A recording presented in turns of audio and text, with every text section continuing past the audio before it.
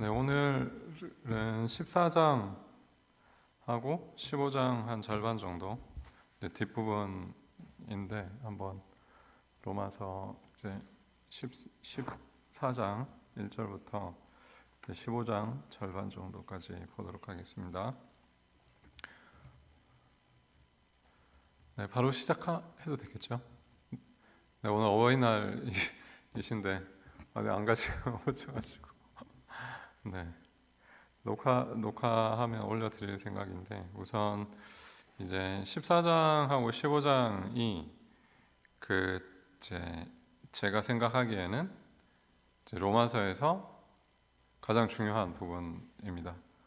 그러니까 제가 거기 뒤에 헌금함에 있습니다. 파일이 없으시면 나중에 가져다 드리겠습니다. 우선 파일이 없으실 수도 있거든요. 있으시면 가서 챙겨가시고 14장하고 이제 지금 오늘 하려는 이 단락이 왜 중요하냐? 바울이 이제 편지를 쓰는 목적이 나타납니다. 그러니까 무슨 말이냐면 우리가 이제 앞에서 했던 것처럼 이제 중요한 이제 로마서에 잘 아시는 것처럼 가장 중요한 내용은 뭐냐면 이신칭의입니다. 그렇죠? 믿음으로 의롭게 여김을 받는다는 거죠. 그런데 바울이 이신칭의를 말하는 이유가 있습니다. 그러니까 이신칭의를 가르치는 목적이 있는 거죠.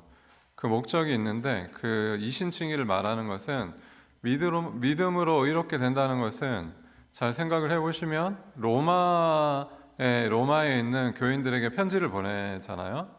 그런데 로마 교인들이 이신칭의를 전혀 모르는 믿음이 없는 사람이기 때문에 이신칭의를 설명을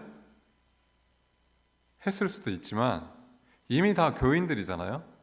그러니까 이 이신칭의를 말하는 데는 목적이 있다고 볼 수가 있습니다. 그러니까 무슨 말이냐면 이 교회 안에 어떤 문제가 생겼는데 바울의 편지는 대체로 이제 로마서뿐만이 아니고 다른 편지들도 교회 안에 이제 문제가 생겨서 그 문제에 대해서 바울이 이제 대답을 해주는 겁니다.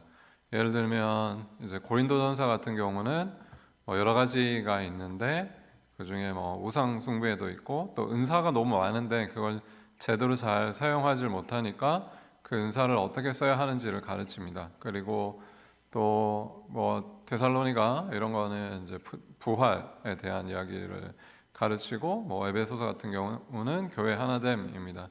그러니까 로마서도 이신칭의를 이제 말하는데 바울이 가르치는데 그 이신칭의를 가르치는 목적이 있는데 그 이야기를 하는 이유가 이제 14장부터 15장 이제 오늘 13절까지로 제가 단락을 끊었는데 14장에 나타납니다. 로마 교회 안에 있었던 문제가 뭐냐 하는 것을 지금 이야기를 하는 거죠. 그렇게 생각을 하시면 될 것 같은데요. 제가 14장 여기 화면 보시면 본문을 제가 우선 이제 12절까지 한번 읽어 보도록 하겠습니다. 믿음이 연약한 자를 너희가 받되 그의 의견을 비판하지 말라. 어떤 사람은 모든 것을 먹을 만한 믿음이 있고 믿음이 연약한 자는 채소만 먹느니라. 먹는 자는 먹지 않는 자를 업신여기지 말고 먹지 않는 자는 먹는 자를 비판하지 말라. 이는 하나님이 그를 받으셨음이라. 남의 하인을 비판하는 너는 누구냐? 그가 서 있는 것이나 넘어지는 것이 자기 주인에게 있음에 그가 세움을 받으리니 이는 그를 세우시는 권능이 주께 있음이라. 어떤 사람은 이 날을 저 날보다 낮게 여기고 어떤 사람은 모든 날을 같게 여기나니 각각 자기 마음으로 확정할지니라. 나를 중히 여기는 자도 주를 위하여 중히 여기고 먹는 자도 주를 위하여 먹으니 이는 하나님께 감사함이요 먹지 않는 자도 주를 위하여 먹지 아니하며 하나님께 감사하느니라. 우리 중에 누구든지 자기를 위하여 사는 자가 없고 자기를 위하여 죽는 자도 없도다. 우리가 살아도 주를 위하여 살고 죽어도 주를 위하여 죽나니 그러므로 사나 죽으나 우리가 다 주의 것이로다. 이를 위하여 그리스도께서 죽었다가 다시 살아나셨으니 곧 죽은 자와 산 자의 주가 되려 하심이라. 네가 어찌하여 내 형제를 비판하느냐? 어찌하여 내 형제를 업신여기느냐? 우리가 다 하나님의 심판대 앞에 서리라. 기록되었으되 주께서 이르시되 내가 살았노니 모든 무릎이 내게 꿇을 것이요 모든 혀가 하나님께 자백하리라 하였느니라. 이러므로 우리 각 사람이 자기 일을 하나님께 직고하리라. 이제 여기 1절 이제 14장 1절에 보면 그 첫 구절을 이렇게 시작합니다. 믿음이 연약한 자를 받으라라는 거죠. 비판하지 말라라고 되어 있습니다. 믿음이 연약한 자가 있습니다. 그러니까 로마 교회에 믿음이 연약한 자가 있었던 것으로 보이고 또 믿음이 강한 자가 있었던 것으로 보입니다. 그런데 이 믿음이 연약하다는 것은 그러니까 신앙이 없다라기보다 우리가 지금 교회에서 이야기하는 믿음이 약하다라는 의미일 수도 있지만 우리가 지금 교회에서 쓰는 연약하다라는 의미는 아닙니다. 여기서 연약하다는 것은 무엇이냐면 밑에 2절에서 이제 2절에 나타나는데 이런 사람이 믿음에 연약한 사람입니다. 설명을 하는 것인데요. 어떤 사람은 모든 것을 먹을 만한 믿음이 있고 믿음이 연약한 자는 채소만 먹느니라. 그러니까 믿음이 연약한 자는 채소만 먹는 거죠. 그게 이제 믿음이 연약한 사람의 첫 번째 특징이고요. 또 보면 5절에 이렇게 나옵니다. 어떤 사람은 이 날을 저 날보다 낮게, 그러니까 더 좋게 여기는 거죠. 더 중요한 것으로. 어떤 사람은 모든 날을 같게 여깁니다. 각각 자기 마음으로 확정할지니라. 이렇게 되어 있고요. 네, 두 가지가 나왔는데 그 믿음이 약한 자를 두 가지로 설명하는데 첫 번째는 먹는 문제입니다. 채소를 먹는 사람이 믿음이 약한 사람입니다. 두 번째는 날, 그러니까 이 날이라는 건 뭐냐면 우리도 마찬가지인데 그 부활절은 중요한 날이잖아요. 중요한 날입니다. 그런데 또 생각을 해보면 부활절은 또 중요하지 않을 수도 있습니다. 왜냐하면 부활절은 그 날에 맞춰서 기념하기 때문에 중요한 거죠. 그런데 우리의 매일의 삶이 부활절이 돼야 되는 거죠. 실제로는. 그러니까 모든 이제 그 날 자체가 아주 거룩하다거나 그 날 자체가 중하게 여길 수 있지만 그 의미가 거기에 막 너무 심하게 이제 빠져 있으면 안 되는 거죠. 예를 들어서 이제 우리 교회는 이제 십자가가 여기 달려 있는데 보통은 이제 가운데 달려 있기도 하고 프로테스탄트는 원래 저런 이제 그 그림 같은 창에 지금 우리 이렇게 그런 것을 개신교는 좀 많이 하지 않습니다. 그러니까 중요하게 여기지 않는 거죠. 않는 건데 이 지금 여기 나오는 이 사람들은 왜 채소를 그러면 채소만 먹으려고 했느냐? 유대인들이었습니다. 유대인들이었기 때문에 채소만 먹는 겁니다. 그때 당시에 고기는 우리는 이제 제가 삼겹살을 엄청 좋아하는데 저희 부모님은 삼겹살 안 사주셨거든요. 그 맨날 회만 사오시는 거예요. 제가 포항인데 아니 저는 진짜 고기가 너무 먹고 싶은데 맨날 회만 사오시셨거든요. 그런데 이제 대학교에 가서 다른 지역에 가서 그때부터 이제 삼겹살을 먹기 시작했는데 그때가 97년도인가 이랬는데 그때부터 막 대패 삼겹살 이런 게 막 유행하기 시작했거든요. 그전에는 우리가 삼겹살을 그렇게 자주 많이 먹지 못했단 말이죠. 그리고 바나나도 그 고등학교 가서 처음 먹었나? 그랬거든요. 하나가 엄청 비쌌거든요. 그 한 개가. 그런데 이제 고기가 우리는 되게 흔하죠. 그런데 이때 당시에 고기는 시장에서 파는 고기는 다 그러니까 이방 신전에서 제사로 제물로 드린 것이 시장에 나옵니다. 그러니까 유대인들은 이걸 안 먹었겠죠. 네, 안 먹었습니다. 유대인들은 고기를 피하려고 했습니다. 그리고 이제 날이 나오죠. 아까 말씀드렸던 이 6절에 보시면 날을 중하게 여기는데 어떤 날을 중하게 여기냐면 6월절이나 이런 우리 77절, 그리고 수장절 이런 게 있죠. 절기들의 날이 있잖아요. 그리고 안식일도 있고 월삭도 있고 이런 유대인 전통들에는 이런 날이 있는 겁니다.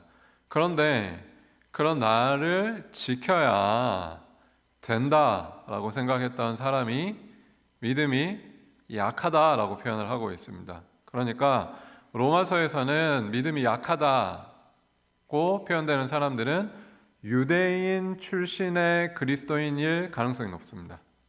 그리고 강하다라는 것은 이런 것에 자유한 사람들입니다.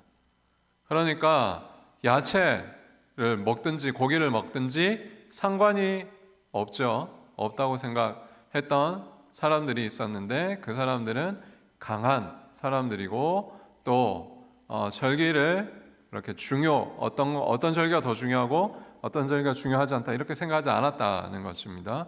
그러니까 유대인이 아니었다는 거죠. 이방인 그리스도인일 가능성이 높습니다.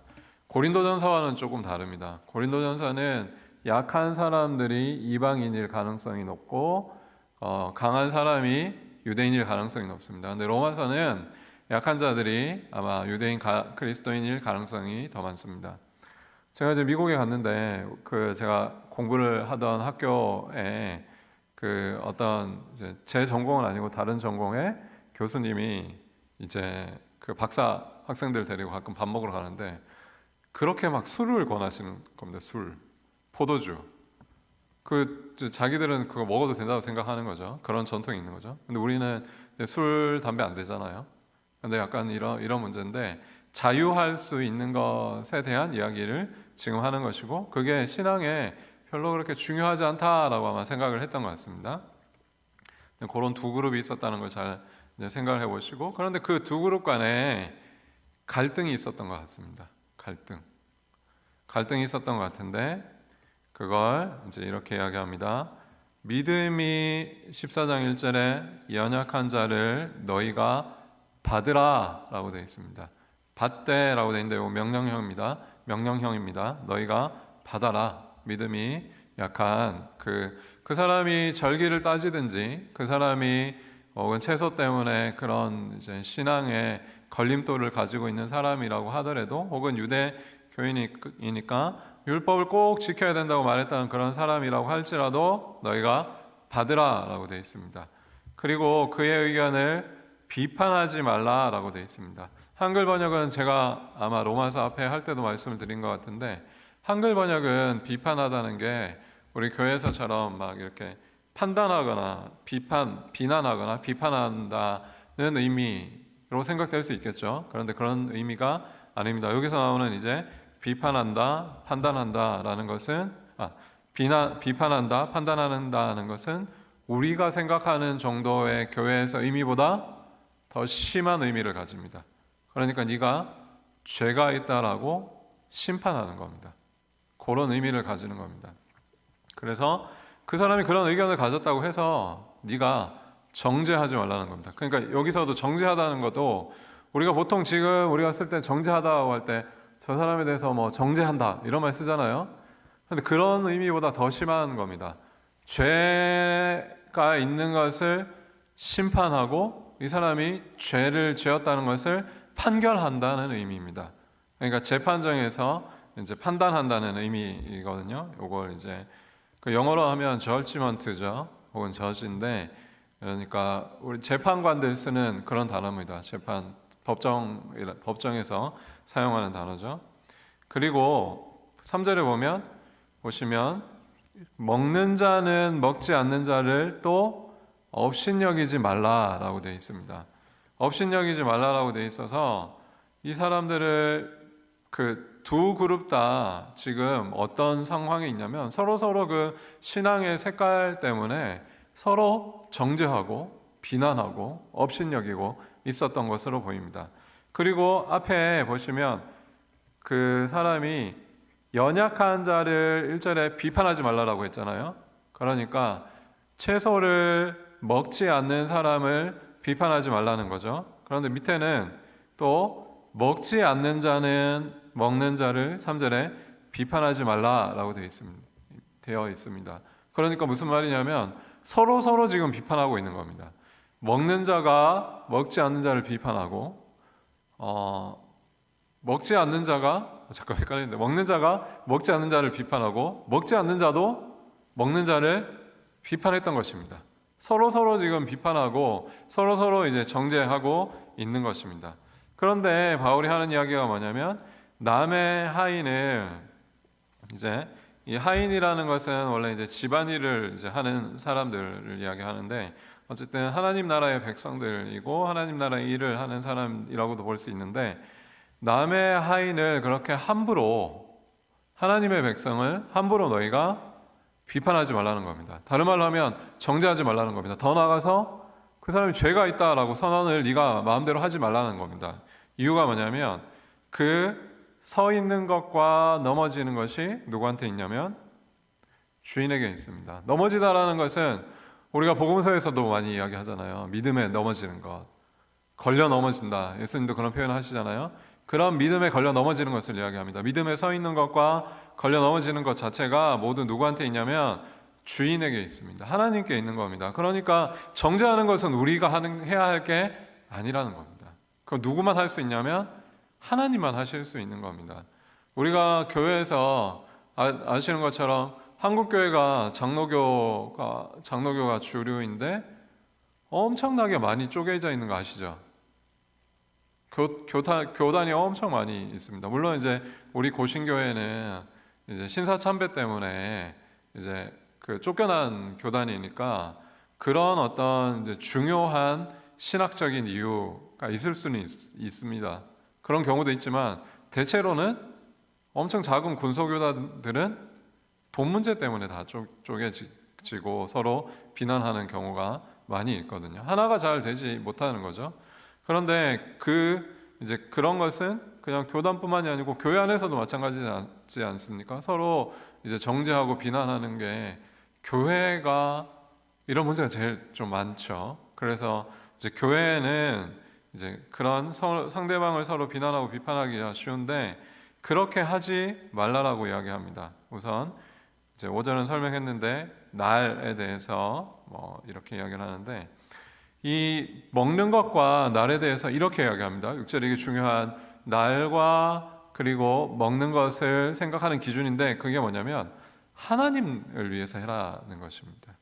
물론 너희가 가끔 먹는 문제 있을 수 있는데 혹은 고기 먹는 문제 있을 수 있고 교회 안에서 또 혹은 어떤 절기를 막 지키고 있는 그러니까 제가 전에도 한번 말씀드린 것 같은데 제가 처음 고신교회 갔을 때 그때는 이제 고신교회라서 그런 건 아니었다고 생각이 되는데 저는 이제 지방에 있었으니까 하여튼 고신교회 갔는데 대학교 때 그 자판기 놓는 걸 가지고 막 이렇게 좀 말씀드렸잖아요 설교 시간에 여기서도 말씀드린 것 같은데 자판기 놓는 문제를 가지고 교회가 지금 엄청 시끄러웠거든요.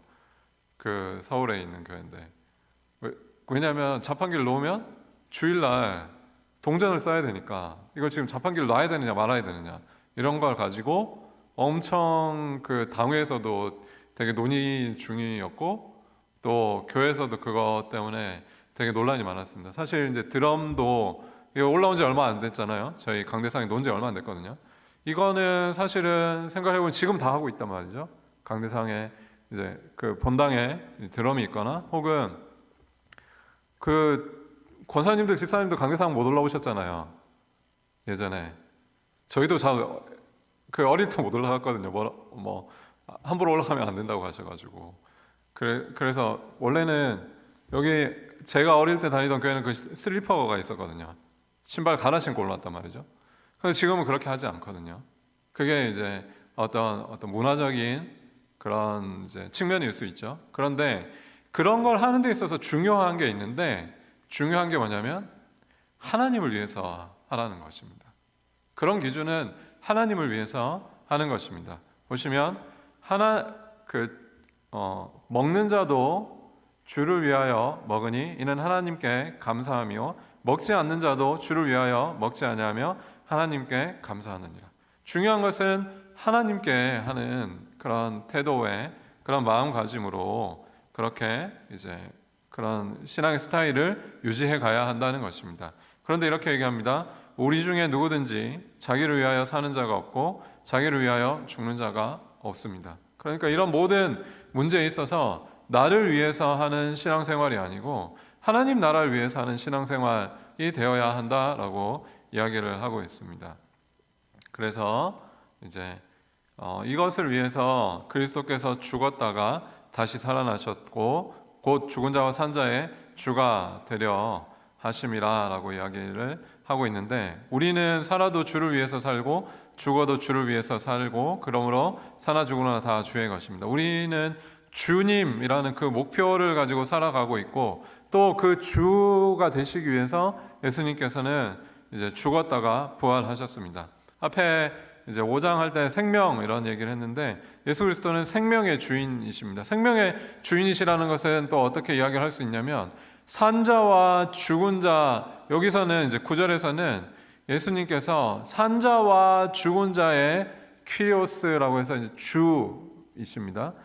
왕이십니다. 다스린 자이십니다. 그런데 더 중요한 것 중에 하나가, 이 개념에서 중요한 것 중에 하나가 뭐냐면 산자와 죽은 자를 심판하시는 분이십니다. 산자와 죽은 자를 누가 결정하느냐? 그게 주님께서 하신다는 것이죠. 그래서 이제 이 하나님께서 그런 이제 여기서는 이제 예수 그리스도가 될 수도 있고 하나님도 될 수 있는데, 중요한 개념은 하나님께서 그것을 생명과 죽음을 결정하시는 분이시라는 겁니다.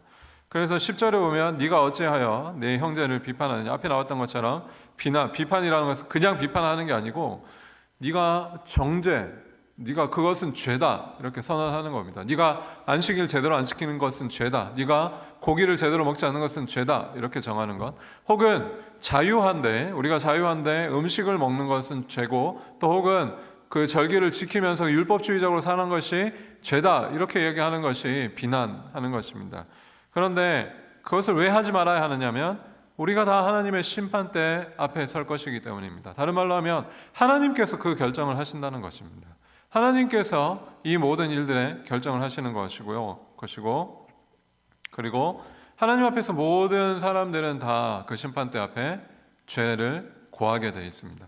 그러니까 우리도 저 마지막 날에 혹은 하나님의 심판대 앞에 우리가 했던 일을, 여기 12절의 표현을 보시면 우리가 그 자기를 하나님 앞에 직고하리라 라고 되어 있습니다. 무슨 말이냐면 우리도 하나님 앞에, 하나님의 심판대 앞에 다시 서는 것입니다. 그런데 우리는 왜 하나님의 나라를 유업으로 받을 수 있느냐? 예수 그리스도께서 우리를 대신해서 십자가에 달리셨기 때문입니다. 그러니까 무슨 말이냐면 앞에서 했던 우리에게는 믿음으로 이미 의롭다 선언을 받았기 때문에 다시 심판대 앞에 서더라도 그것이 유효한 것입니다. 이게 중요하거든요. 그러니까 하나님의 그 이신칭의의 선언은 끝까지 가는 것입니다. 왜냐하면 그 선언이 효력이 있는 것이죠. 하나님께서 만약에 이신칭의를 다른 감리교, 제가 지금 어떤 이렇게 초교파 학교에서 가르치는데 계속 감리교 예정이야, 자유의지가 더 중요한 거 아니냐 계속 이렇게 묻거든요. 그런데 여기서 핵심은 뭐냐면 예정과 자유의지를 설명하는 여러 가지 방식이 많이 있는데 신학적으로, 그리고 이게 쉬운 건 아닌데 가장 중요하게 생각해 볼 수 있는 게 뭐냐면 하나님께서 선언하신 것을 다시 바꾸시지 않는다는 겁니다. 하나님께서 주권적으로 의롭다고 선언하셨습니다. 그럼 마지막 심판 때 바꾸시는 분이 아니시라는 겁니다. 또 다르게 이야기하면 하나님의 이 구원은 하나님께 달려 있는 것입니다. 그게 이제 개혁주의의 가장 중요한 내용은 뭐냐면, 우리 이제 장로교 또 고신에 속해 있는 이 장로교 개혁주의의 가장 중요한 핵심적인 내용은 예정이 아니고, 예정도 중요하지만 예정보다 하나님의 주권이 더 중요합니다. 하나님의 주권이 중요하기 때문에 거기에서 예정이 나오는 겁니다. 하나님께서 자신의 의지와 뜻대로 결정을 하셨기 때문에 거기에서 예정이 나오는 것입니다. 예정이라는 것은 하나님의 하나님의 작정하신 것이 지금 우리 가운데 예정이라는 방식으로 지금 펼쳐져 있는 것인데, 그 작정이라는 것은 하나님께서 자신의 의지, 자신이 원하시는 대로 그것을 결정하실 수 있는 분이시고 모든 만물을 다스리시는 왕이시기 때문에 그런 결정을 하실 수 있는 것에 대해서 우리가 함부로 그것을 질문하지 않는 것입니다. 왜 이렇게 하나님께서 나를 만드셨냐, 이렇게 할 수 있는 가끔 하지만, 그런데 우리의 예정이나 우리의 모든 삶은 하나님 앞에 우리가 그것을 다시 되묻지 않습니다. 왜냐하면 하나님만이 하나님이시기 때문입니다. 그걸 우리 복도에 붙어 있는데 SFC 강령으로 하면 하나님 중심입니다. 하나님 중심, 그리고 이제 성경 중심인 것입니다. 그래서 예정보다 하나님의 뜻과 하나님의 의지, 하나님의 그 주권이 더 중요한데, 그 주권은 우리를 이미 의롭다 하셨기 때문에 이 끝날까지 같이 가는 겁니다. 그럼 다시 생각을 해보면 어떤 거냐면, 하나님께서 이미 다 의롭다고 하셨습니다. 그런데 너희가 감히 하나님께서 의롭다고 하신 자를 정죄할 수 없다는 것입니다. 이게 가장 중요한 내용입니다. 우리가 왜 형제들을 정죄하지 말아야 하느냐? 내가 그걸 결정하는 사람이 아니라는 것입니다. 그 사람이 물론 출교에 해당하는 죄가 있을 수는 있습니다. 그렇지만 이런 신앙의 스타일, 특별히 음식을 먹는 문제나 절기 문제 같은 이런 문제로, 특별히 유대인 그리스도인들과 이방인 그리스도인들은 항상 지금 우리 새벽에 사도행전을 묵상하고 있잖아요. 그 가장 중요한 내용이 뭐냐면 이방인들에게 지금 복음이 전해졌다는 겁니다. 그런데 들어올 때 갈등이 생기거든요. 그걸 해결하는 게 15장의 내용입니다. 사도행전 15장의 내용. 사도행전은 두 부분으로 나눌 수 있는데 그 가장 중심이 되는 것이 15장입니다. 이방인들에게도 복음을 허락하셨는데 거기에 뭘 요구하지 않느냐면 절기 요구하지 않습니다. 먹는 것을 요구하지 않습니다. 네 가지를 요구하는데 우상 숭배하는 것, 목매어 죽인 것, 피, 이런 것들, 음란, 이런 거, 요 네 가지를 금지하죠. 그 금지하는 네 가지가 뭐냐면 다 우상 숭배와 관련이 있는 겁니다. 왜냐하면 제물을 드리려면 죽여서 피를 흘려야 하고 목을 꺾어야 하고, 그리고 그 제사 신전에는 원래 여사제들이 있어서 음란한 행위를 했던 거죠. 그것을 반대하는 거지 절기를 지키라거나 고기를 먹지 말라거나 이런 명령은 없습니다. 그래서 이런 신앙의 스타일에 있어서 그 중요한 것은 하나님께서 우리의 지체들을 의롭다 하셨다는 것입니다. 그게 중요하고요. 13절부터 23절까지 제가 또 한번 읽어드리겠습니다. 그런즉 우리가 다시는 서로 비판하지 말고 도리어 부딪힐 것이나 거칠 것, 이게 아까 넘어지게 하는 것입니다. 여기 부딪힐 것이나 거칠 것은 넘어지게 하는 겁니다. 그 예수님께서 말씀하신 대로 그 형제를 넘어지게 하는 자는 그 목에 뭘 메고 바다에 들어가는 것과 같냐면 연자맷돌 뭔지 아시죠? 그냥 맷돌이 아니고 그 나귀나 이런 동물들이 돌리는 맷돌입니다. 그걸 목에 메고 바다에 빠지는 것과 같다고 하시는데, 형제들을 넘어지게 하는 것입니다. 형제들을 넘어지게 하는 것 두지 않도록 해야 된다는 것이죠. 내가 주 예수 안에서 알고 확신하노니 무엇이든지 스스로 속된 것이 없으되 다만 속되게 여기는 그 사람에게는 속되니라. 만일 음식으로 말미암아 내 형제가 근심하게 되면 이는 네가 사랑으로 행하지 아니함이라. 그리스도께서 대신하여 죽으신 형제를 네 음식으로 망하게 하지 말라. 그러므로 너희의 선한 것이 비방을 받지 않게 하라. 하나님의 나라는 먹는 것과 마시는 것이 아니요 오직 성령 안에 있는 의와 평강과 희락이라. 이로써 그리스도를 섬기는 자는 하나님을 기쁘시게 하며 사람에게도 칭찬을 받느니라. 그러므로 우리가 화평의 일과 서로 덕을 세우는 일을 힘쓰나니 음식으로 말미암아 하나님의 사업을 무너지게 하지 말라. 만물이 다 깨끗하되 거리낌으로 먹는 사람에게는 악한 것이라. 고기도 먹지 아니하고 포도주도 마시지 아니하고 무엇이든지 내 형제로 거리끼게 하는 일을 아니함이 아름다우니라. 네가 내게 있는 믿음을 하나님 앞에서 스스로 가지고 있으라. 자기가 옳다 하는 바로 옳다 하는 바로 자기를 정죄하지 아니하는 자는 복이 있도다. 의심하고 먹는 자는 정죄되었나니 이는 믿음을 따라 하지 아니하였기 때문이라. 믿음을 따라 하지 아니하는 것은 다 죄니라. 두 번째 단락의 중요한 핵심은 내용이 뭐냐면 하나님의 나라는 먹고 마시는 것이 아니다라는 것이죠. 나눠드린 것처럼 하나님의 나라는 먹고 마시는 것이 아닙니다. 원래는 모든 것이 다 속된 것이 없습니다. 여기 보시면 무엇이든지 스스로 속된 것은 없습니다. 이제 새로운 언약의 시대에서는 속된 것은 없습니다. 하나님의 창조하신 모든 피조물은 속되지 않습니다. 그런데 그것을 속되다고 여기는 사람한테 속된 겁니다. 그러니까 고기를 먹는 것이 문제가 있다고 생각하는 그 사람에게 고기가 문제가 되는 것입니다. 그런데 그렇지만 그 형제가 만약에 그 속되다고 생각하는 사람이 있잖아요. 어떤 사람은 믿음이 약해서 고기를 먹으면 안 된다고 생각하는 사람이 있습니다. 근데 내가 생각하기에는 이걸 먹든지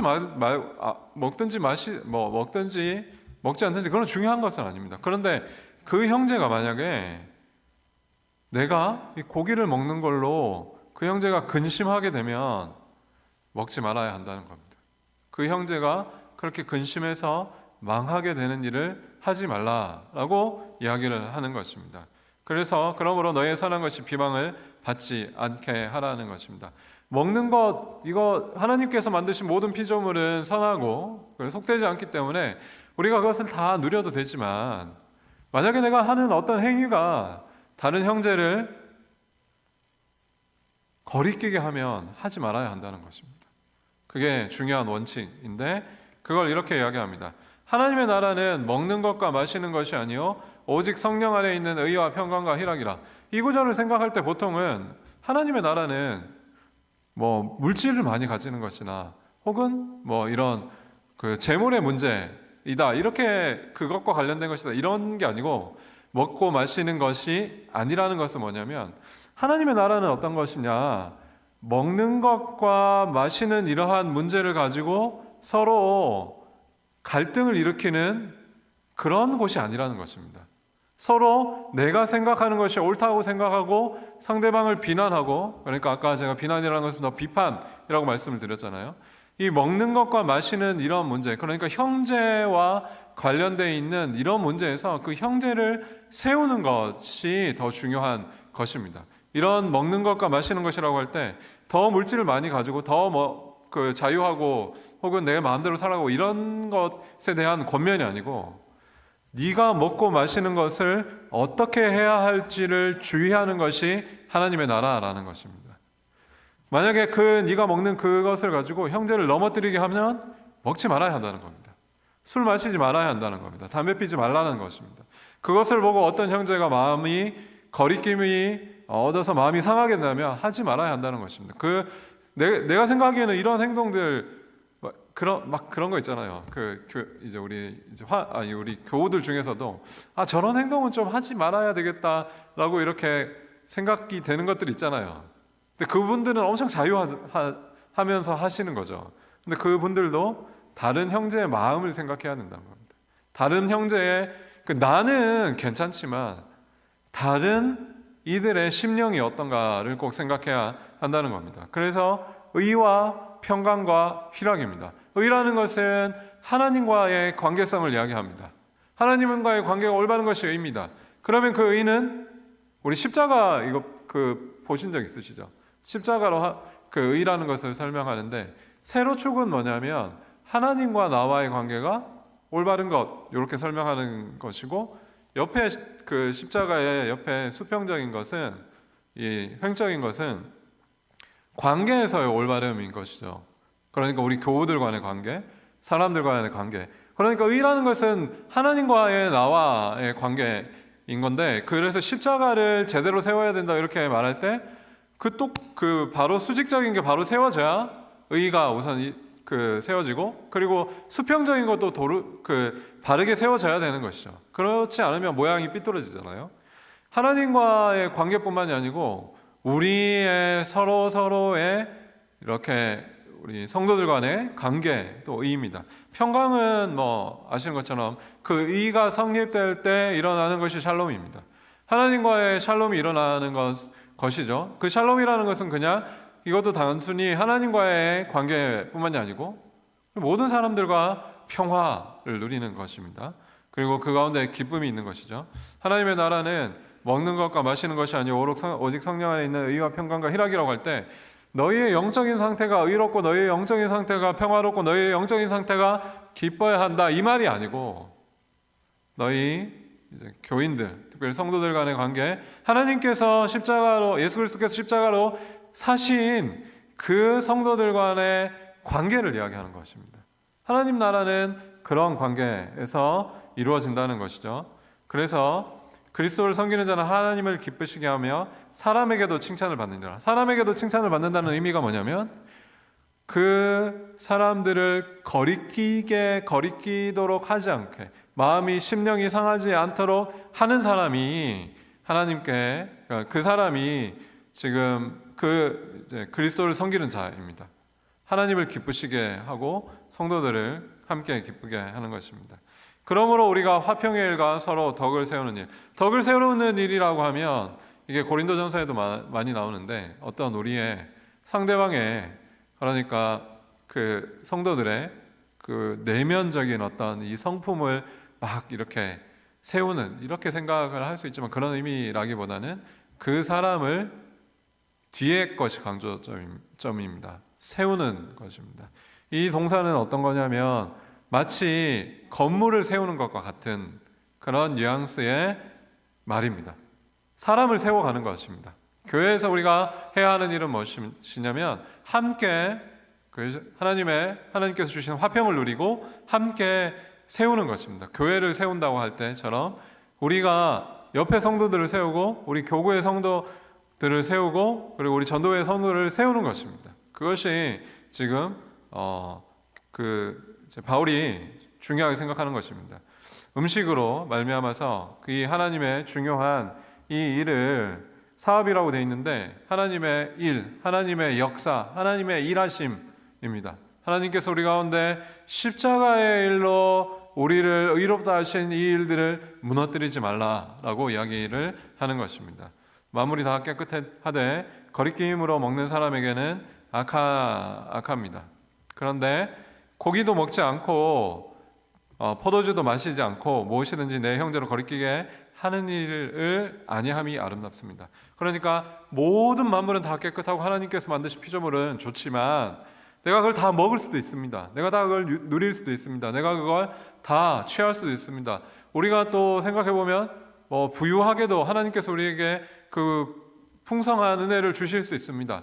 그런데 이게 만약에 다른 사람의 양심을 거리끼게 한다면 삼가야 하는 것입니다. 그래서 이제 내게 있는 믿음을 하나님 앞에서 스스로 가지고 있으라. 그래서 자기가 옳다는 자는 자기를 정죄하지 하는 바로 자기를 정죄하지 아니하는 자는 복이 있습니다. 그러니까 내가 옳다 하는 것으로 상대방을 정죄하고 그 정죄의 결과로 나도 잘못되는 이런 일을 하지 말라고 하는 것입니다. 그래서 원래 의심하고 먹는 자는 다 정죄되었는데 이는 믿음을 따라 하지 아니하였기 때문이라. 믿음을 따라 하지 아니하는 것은 다 죄니라. 우선 이제 의심하고 먹는 것을 정죄한다고 이게 설명이 되어 있지만 요것의 핵심은 그 정죄된 것을 네가 하지는 말라라고 이렇게 이해하시면 될 것 같습니다. 그리고 이제 15장으로 넘어갈 수 있는데 아까 14장의 중요한 내용은 이제 그 약한 자와 강한 자라고 말씀드렸습니다. 약한 자와 강한 자라는 것은 말씀드린 대로 절기를 지켜야 하고 음식을 먹지 말아야 하고 고기를 먹지 말아야 하고 율법주의적인 그런 행위를 계속 해야 된다고 생각했던 사람들입니다. 강한 자는 그것을 먹든지 마시든지 아무 상관없이 자기 마음대로 행하는 것입니다. 이 두 그룹 다에게 지금 경고를 하고 있는데 하나님이 만드신 것은 다 선하다고 권면을 하고 있고 이쪽 그룹에게는 상대방의 마음을 심령을 상하지 않게 하라고 그렇게 권면을 하고 있습니다. 그래서 15절에는 이 앞의 내용을 이제 결론적으로 내리고 있는데 결론의 이야기를 하고 있습니다. 15장 이제 1절부터 제가 딱 13절까지 읽어드리겠습니다. 믿음이 강한 우리는 보시면 그래서 믿음이 강한 우리라는 것은 바울은 지금 여기에 속한다는 겁니다. 바울은 어떻게 생각하고 있냐면 그 음식을 먹는 것과 절기를 지키는 것이 아무런 문제가 없다고 생각하는 것입니다. 바울은 믿음이 강한 우리는 마땅히 믿음이 약한 자의 약점을 담당하고 자기를 기쁘게 하지 아니할 것이라. 우리 각 사람이 이웃을 기쁘게 하되 선을 이루고 덕을 세우도록 할지니라. 그리스도께서도 자기를 기쁘게 하지 아니하셨나니 기록된 바 주를 비방하는 자들의 비방이 내게 미쳤나이다 함과 같으니라. 무엇이든지 전에 기록된 바는 우리의 교훈을 위하여 기록된 것이니 우리로 하여금 인내로 또는 성경의 위로로 소망을 가지게 하려 함이니라. 이제 인내와 위로의 하나님이 너희로 그리스도 예수를 본받아 서로 뜻이 같게 하여 주사 한 마음과 한 입으로 하나님 곧 우리 주 예수 그리스도의 아버지께 영광을 돌리게 하려 하노라.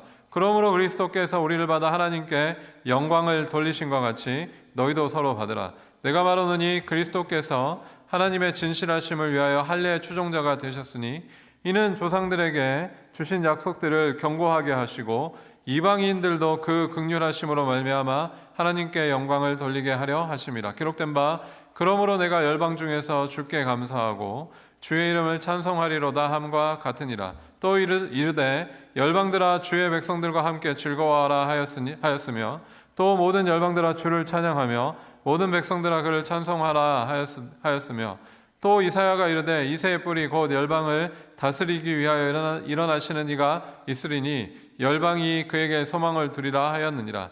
소망의 하나님이 모든 기쁨과 평강을 믿음 안에서 너희에게 충만하게 하사 성령의 능력으로 소망이 넘치게 하시기를 원하노라.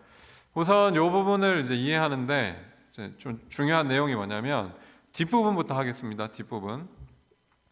예수님에 대한 설명을 하는데 뒷부분 7절부터 그리스도께서 우리를 받아 하나님께 영광을 돌리신과 같이 너희도 서로 받으라 라고 되어 있는데 뒷부분도 하면 그리스도께서는 하나님의 진실하심이라는 것은 하나님께서 참되신 분이시라는 것입니다. 참되시다는 것은 그냥 말씀하시는 것이 참되다는 것뿐만이 아니고 우리를 끝까지 포기하지 않으시는 참되심과 신실하심을 이야기하는 겁니다. 무슨 말이냐면 언약을 맺으신 하나님께서 그 언약을 끝까지 지켜가시는 것을 이야기하는 것입니다.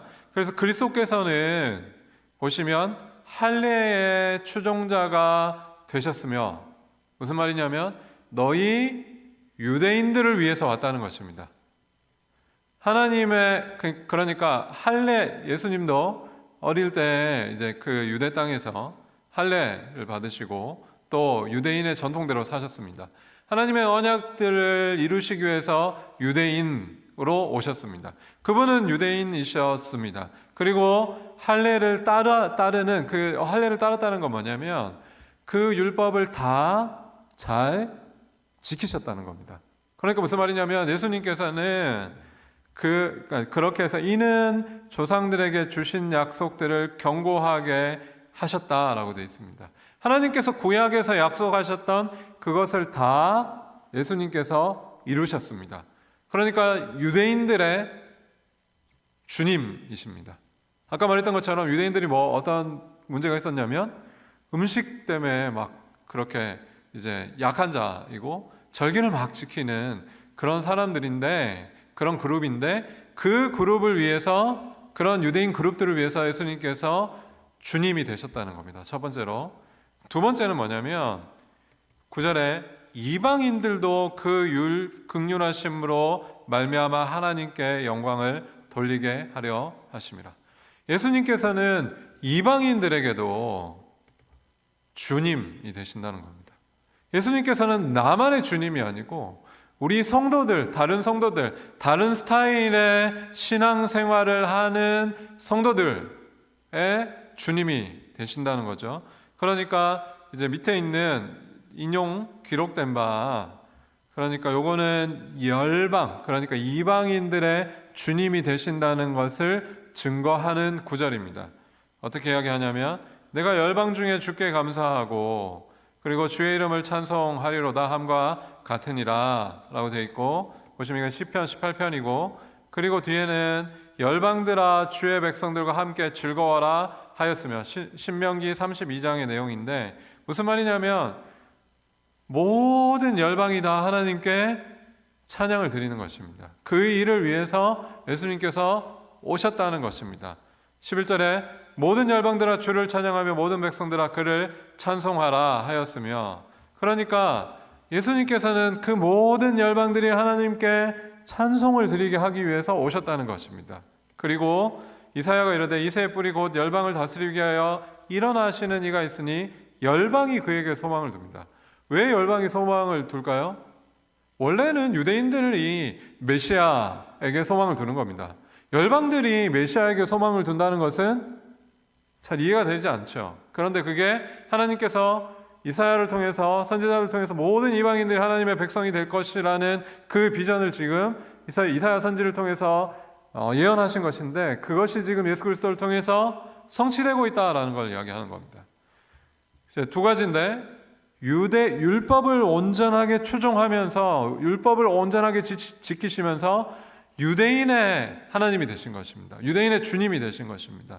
두 번째로는 모든 열방이 하나님께 영광을 돌리게 하기 위해서 그분이 십자가에 달리셨고, 모든 열방이 하나님의 모든 열방을 다스리기 위해서 그분이 오셨다라고 표현을 하고 있습니다. 그러니까 너희들 서로 이렇게 그 두 그룹이 있는데, 왜냐하면 이제 로마 교회를 한번 생각해 보면 로마 교회는 어떻게 이제 구성이 됐나 이렇게 생각해 볼 수가 있는데, 사도행전에 보시면 오순절에 다른 모든 지방에서 왔죠.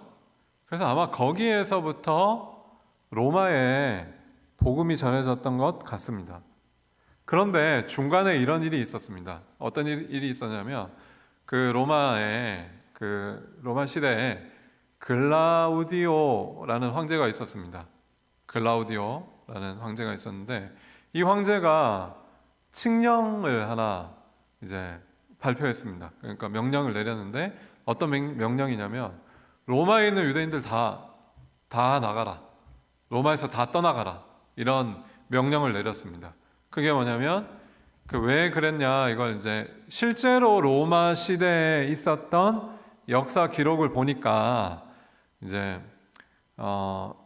실제 역사가가 쓴 기록이 있는데, 크레스투스라는 어떤 사람 때문에 유대인들 간에 엄청 큰 폭동이 일어났다는 겁니다. 로마에서. 그게 뭐냐면 크레스투스라는 것은 라틴어인데 로마 사람들이 쓰던 언어죠. 그런데 그게 그리스도를 라틴어로 음역한 겁니다. 그러니까 그리스도라는 그리스도라는 어떤 사람 때문에 로마에 있는 유대인들 사이에 큰 문제가 발생해버린 겁니다. 그래서 유대인들을 다 쫓아냈습니다. 거기서 쫓겨난 사람이 고린도에서 바울과 만나는데 브리스길라와 아굴라입니다. 원래 로마에 있었는데 그 브리스길라와 아굴라가 글라우디오 칙령이라고 하는데 그것 때문에 지금 고린도로 와 있죠. 그런데 다시 로마서를 쓰는데 보면 다시 로마로 돌아가 있습니다. 그러면 이제 유대인들이 떠났던 로마 교회는 누가 남게 됐느냐? 이방인들이 남았겠죠. 이방인 그리스도인들이. 근데 이방인 그리스도인들이 더 많아졌다고 보통 학자들이 생각을 합니다. 그래서 다시 돌아온 유대인들과 로마서에 보면 뒤에 브리스길라와 아굴라도 있고 로마 교회에 있던 유대인들도 있거든요. 그러니까 다시 돌아온 유대인들과 계속 지키고 있었던 이방인 그리스도인들 간에 이런 갈등이 있었던 것입니다. 그런데 바울이 지금 이야기하는 것이 뭐냐면 예수님께서 너희 유대인들에게도 주인이시고 너희 이방인들에게도 주인이시다, 이렇게 설명을 하는 겁니다. 그래서 그게 뒷부분인데, 앞부분에 가서 그래서 이제 이야기를 하는 것인데요. 믿음이 강한 우리는 마땅히 믿음이 약한 자의 약점을 담당하라. 아까 우리에 누가 들어있다고 말했냐면 바울도 강한 자였던 것 같습니다. 믿음이 강하면 어떻게 해야 하냐면 비판하지 말고 받아야 된다는 겁니다. 감당해야 된다는 겁니다. 그게 바울이 이야기하는 것입니다. 그래서 우리 각 사람은 이웃을, 나를 그렇게 비난하고 비판하는 것으로서 내가 옳다고 말하는, 생각하는 그 기준으로 다른 성도들을 그렇게 막 이렇게 비판하는 게 아니고, 그래서 내 마음을 기쁘게 하지 말고 우리가 그 이웃을 기쁘게 하고 선을 이루고 덕을 세우다는 거 뭐냐면, 아까 세운다고 말씀드렸죠. 그 사람들을 세워가는 것입니다. 믿음이 약한 자들을 우리가 세워가는 것입니다. 그들 비난하는 게 아니고 세워가야 한다고 이야기를 했습니다. 그리스도께서도 자기를 기쁘게 하지 아니하셨으니, 십자가의 사건이기도 하고 예수님의 공생애의 모든 삶의 사건입니다. 사람들이 계속해서 예수님을 비난했습니다. 그런데 그 비난을 계속 받으셨던 것이죠. 그걸 이제 인용하면서 설명을 하고 있는데, 그 내용을 이야기하면서 이렇게 이야기합니다. 우리가 인내로 소망을 가져야 하는데, 그 인내와 위로의 하나님이 너희로 그리스도 예수를 본받아 서로 뜻이 같게 하여 주사. 이거 뒤에 보겠습니다. 이 그리스도를 본받는다는 게 뭐냐? 지금 그리스도를 본받는다는 게 뭐라고 설명을 하고 있냐면 7절에 나옵니다. 7절에 그러므로 그리스도께서 우리를 받아 하나님께 영광을 돌리신 것 같이 너희도 서로 받으라 라고 되어 있습니다. 서로 받으라. 서로라는 것은 믿음이 약한 자가 믿음이 강한 자를, 유대인 그리스도인들이 이방인 그리스도인들을 받는 겁니다. 믿음이 강한 자, 이방인 그리스도인들이 유대인 그리스도인들을 받는 겁니다. 그걸 이야기하는데, 그리스도께서 우리 같은 죄인을 십자가에서 받으셨다는 겁니다. 우리가 그렇게 죄가 많고 하나님 앞에 나아갈 수 없는 죄인이었음에도 불구하고 예수님께서 그 십자가의 사건으로 우리를 받으셨다는 겁니다. 그게 예수 그리스도를 본받는 것입니다. 그런데 어떻게 하냐면, 받는데 그 받는 것이 얼마나 중요하냐, 그걸 설명을 하는데, 예수 그리스도의 아버지께, 그러니까 아버지 하나님께 받는 것이 영광이 된다는 것입니다. 여러분, 하나님께 영광을 돌리는 것이 뭘까요? 무엇으로 하나님께 영광을 돌릴 수가 있겠습니까? 물론 많이 있을 것입니다.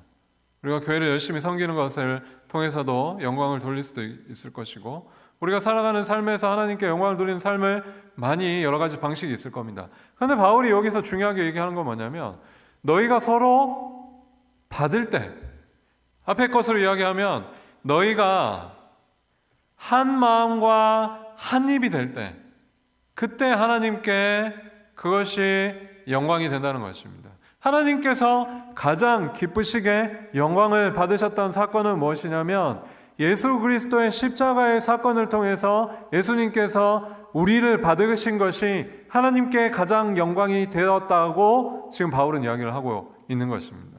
그러므로 너희는 어떻게 하냐면, 비난하거나 비판하거나 정죄하지 말고 서로 받으라는 것입니다. 서로 한 마음과 한 뜻이 되어야 한다는 것입니다. 그게 지금 바울이 이야기를 하고 있고, 그것을 이제 설명을 하는 것이 뒤에 이야기했던 이방인의 주님도 되시고 유대인들도 주님이 되십니다.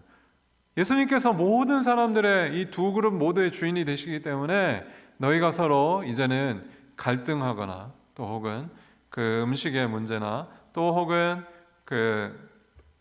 절개의 문제로 서로 비난하거나 정죄하지 말아야 한다는 것입니다. 교회는 사랑의 공동체라고 우리가 보통 이야기를 하지만, 그런데 그 사랑이라는 것이 혹시 우리 가운데 잘 나타나고 있는가를 생각해 보아야 합니다. 6절에 한 마음과 한 입으로 하나님 곧 우리 주 예수 그리스도의 아버지께 영광을 돌리게 하려 하노라 라는 것을 생각할 때, 이제 요한복음 17장을 가지고 한번 생각을 해보면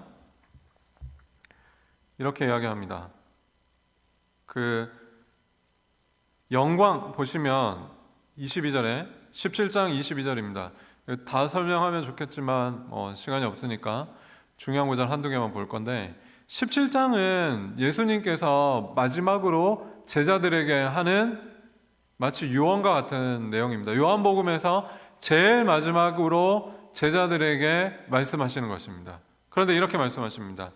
내게 주신 영광을 내가 그들에게 주었사오니 이는 우리가 하나가 된 것 같이 그들도 하나가 되게 하려 함이니이다 라고 이야기를 하고 있습니다. 예수님께서 하나님께서 나에게 주신 그 하나님 아버지 당신께서 나에게 주신 그 영광을 이제 제자들에게 줬습니다. 이 주었사오니는 이미 줬다는 겁니다. 이미 줘서 그들 가운데 있다는 겁니다. 그런데 그 영광을 준 이유는 뭐냐면, 그 이유가 뭐냐면 하나가 되게 하려는 것이 영광을 준 이유라고 설명을 하는 것입니다. 그래서 내가 그들 안에 있고 아버지께서 내 안에 계셔 그들로 온전함을 이루어 하나가 되게 하려 함은, 하나가 되는 이 일은 뭐냐면 어떤 일이냐면 하나님 아버지 당신께서 나를 보내신 것, 그리고 내가 나를 사랑하신 것, 그리고 그들도 사랑하신 것을 세상이 알게 하는 것과 같다라고 이야기를 하는 것입니다. 하나가 되는 것을 통해서 하나님께서 우리를 사랑하시는 것, 하나님께서 자기의 아들 예수 그리스도를 사랑하시는 것, 혹은 하나님께서 우리들을, 제자들을 사랑하시는 것을 모든 세상이 알게 하기 위해서 그렇게 이제 하나가 되는 그런 목적이 있다고 이야기를 합니다. 그러니까 영광과 하나됨이라는 것이 요한복음에서도 마지막 제자들에게 예수님께서 가르치시는 중요한 내용이라고 할 수가 있습니다. 그래서 오늘 이제 14장에서부터 15장 중간까지 살펴봤는데요. 이 내용에 가장 제가 이제 로마서에서 가장 중요하게 실제적으로 바울이 왜 이 편지를 썼느냐 하는 것을 보여주는 것입니다.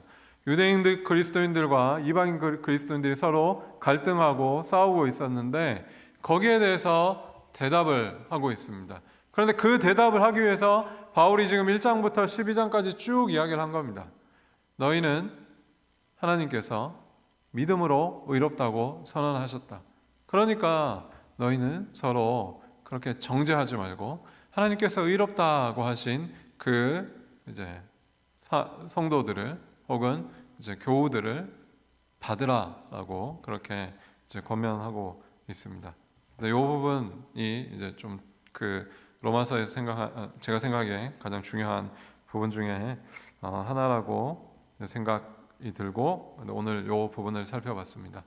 다음 주는 이제 15장 14절에서부터 16장까지 이제 끝까지 한번 살펴보도록 하겠습니다. 오늘도 이제 어버이날이어서 다들 가셔야 되는데, 오늘 너무 수고 많이 하셨고요. 내일 또 주일에 뵙겠습니다. 수고 많이 하셨습니다. 다음 주에 뵙겠습니다. 수고하셨습니다.